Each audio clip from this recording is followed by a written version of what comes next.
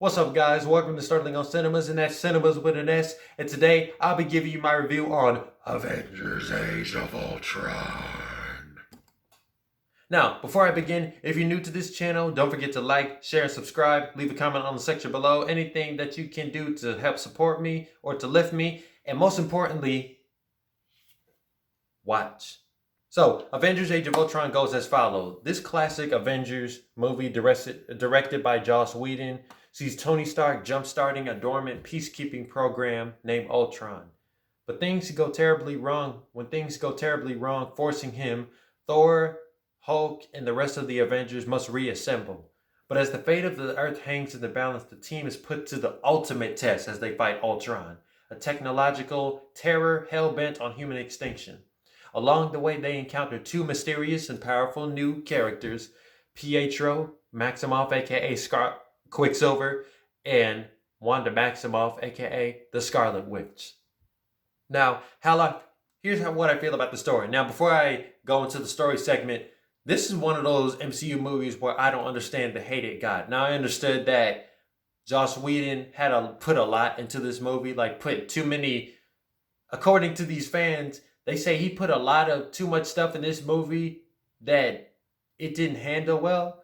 Like, I guess they're referring to when the dream scenes about all those different foreshadowings. But anyway, let's get into it. So, once again, Joss Whedon delivers an irresistible adventure featuring Marvel's A-Team.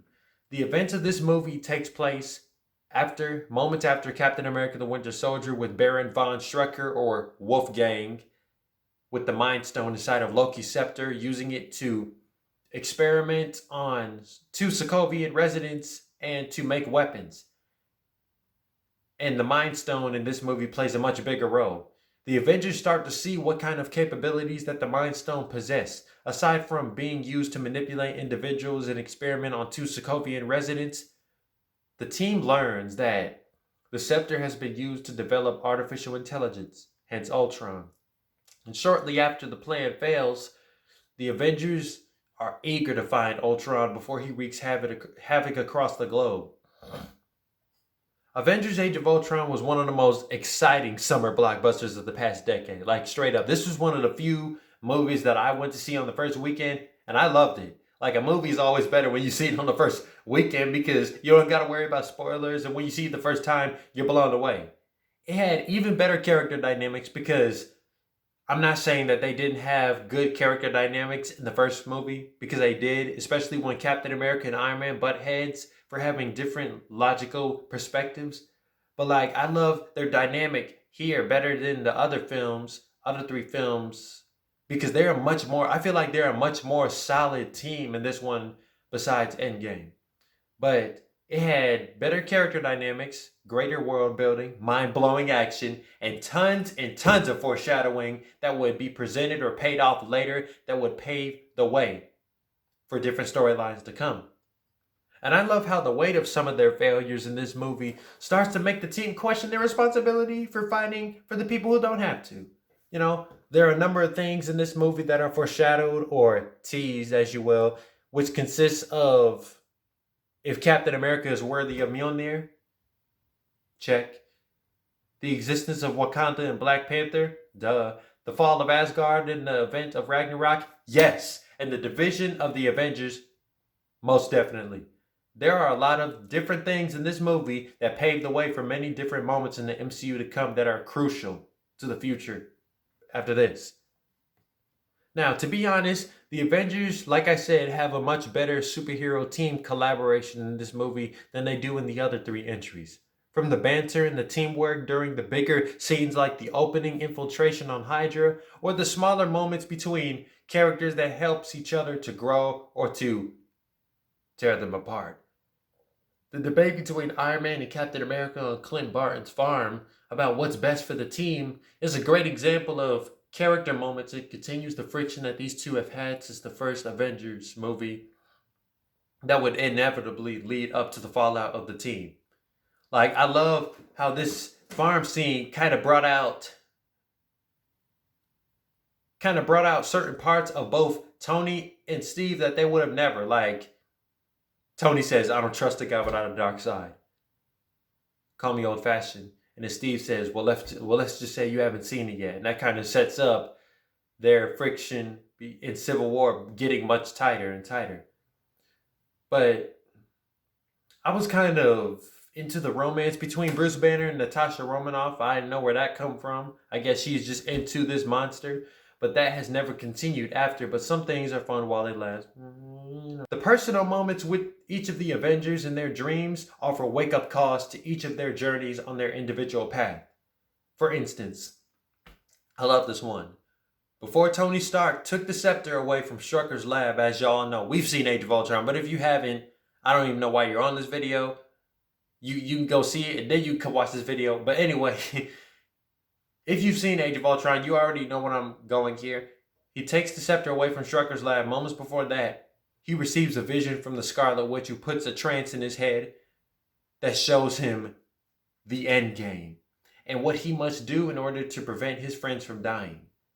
Now this nightmare he got in this movie was right and it was wrong, because yes, that nightmare he saw Thanos' entire army coming to Earth. And that's what we saw in Endgame, right? Do you remember that? But also it shows each of the other Avengers members dead. Now, while some of his friends that he meets later on do die, all of the 6 don't necessarily die. But the point is, it's up to him to bring peace to the universe. And that is why the fate of this Infinity Saga after this lies in his hands.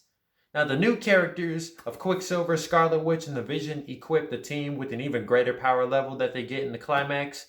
Now, I know I told y'all how Ego the Living Planet is a Fox character in Guardians Volume 2 and how he was able to appear in that movie, but I have no idea. I'm gonna be honest. I have no idea how Quicksilver and Scarlet Witch were able to be in the Marvel Cinematic Universe when they're mutants, but I guess Fox could say, hey, you can have these 2 characters as long as you don't use the M word. You got that? And about Ultron is one of those MCU villains, just like Alexander Pierce and Thanos, who wants to bring peace. Now, I'm not saying he's a bad villain. He's not. He's actually one of the most memorable and entertaining villains of Phase 2 of Marvel Cinematic Universe, with the terrifyingly good motion capture performance by James Spader from Blacklist, awesome abilities to switch his consciousness from one android to another, like Brainiac from DC Comics. But see, the difference is, him and the others, he's confused. That's all. He's just confused. So it's not like he knows that his evil plan is a bit vague and all he wants to do is destroy the world for no reason. The way he sees it, extinction means peace. That's it. He's just got it twisted. He's just got the coin flipped upside down.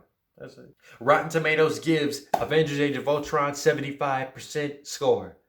Now, Age of Ultron is not as much of a fan favorite with the Marvel fan base. I get that. For whatever reason. If there's anybody watching this video that happens to not have Age of Ultron as a favorite as far as the 4 Avengers movie, that's okay. You can kindly leave your comment on the section below as to why you don't like this one. But the film has over-the-top action sequences, like in true summer blockbuster fashion. It has, like, I can't even count the amount of explosions in this movie. Like, with the Hulkbuster and the Hulk's fight, compelling character moments, tons of foreshadowing that wasn't well handled by the fans at first, but it still went somewhere, and that is all that matters. And a good old-fashioned first act of an epic setup. So I will give Age of Ultron 9.0 SOs out of 10. So that is my review on Avengers Age of Ultron. Let me know what you think about it in the comment section below. And if you haven't seen it, I encourage you to go watch it. And I'll see you guys next time with my next video. Bye.